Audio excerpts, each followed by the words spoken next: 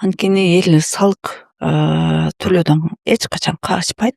Эгерде салык кызматы ошол жарандардын берген салыкка деп берген каражатын туура, ачык, калыс, адилеттүү бөлүп бере турган болсо, кыргыз жарандары ошол салыктан көбүрөөк так Төлөп бергенге даяр болуп төлөп калат. бергенге даяр.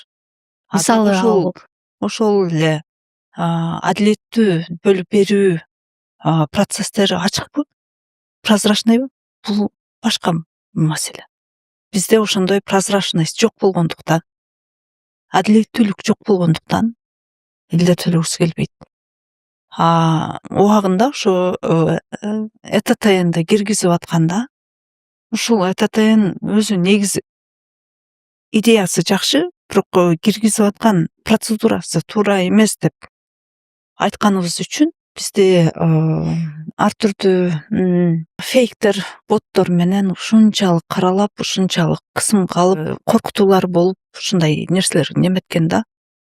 Акыры келип ушул ЭТТН туура эмес жол экенин кайтара мамлекет өзү признавать этип, анан өзү отмена кылып атат да.